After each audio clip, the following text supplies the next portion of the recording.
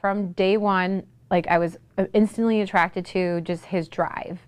Charming, handsome, and incredibly driven, Jason Ogletree was the picture of success, a young Army Ranger. I didn't even want to go on a date with him at first, but he was charming and he was persuasive and called me. Young and in love, Nicole Van Walbeck married Ogletree in 2009.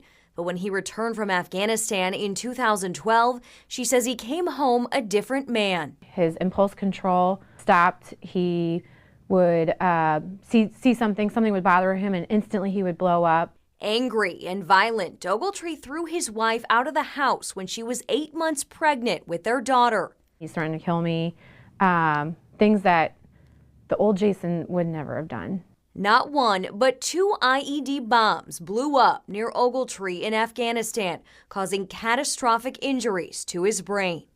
It's like the old Jason died that day.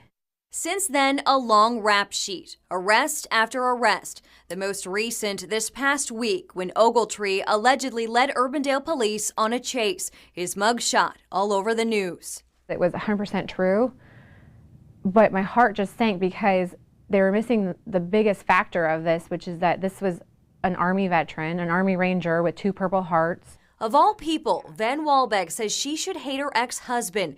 But instead, she's his advocate, speaking out, saying not enough is being done to help veterans coming home with brain injuries. There's an epidemic that we have with these soldiers, and I don't know what the solution is, but I know that we need to do more than what we're doing now.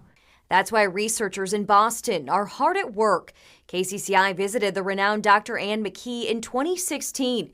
She's diagnosed CTE in hundreds of football players. Now dozens of combat veterans are getting the same diagnosis. Our hope is that the public understands that, military service in the modern era can damage the brain. The Concussion Legacy Foundation in Boston recently launched Project Enlist, a program asking veterans to pledge to donate their brains to research. Just getting hurt so many times, it just affected me personally. Talking with us from his Polk County jail cell, Ogletree says he wants to donate his brain one day. He firmly believes he has CTE and doesn't want other young soldiers to end up behind bars like him. They need to seek help. And a lot of guys think that it might be a sissy way out. It's not.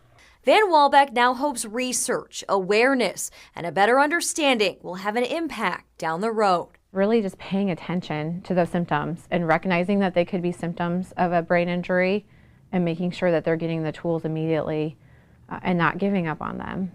I think that's the biggest thing.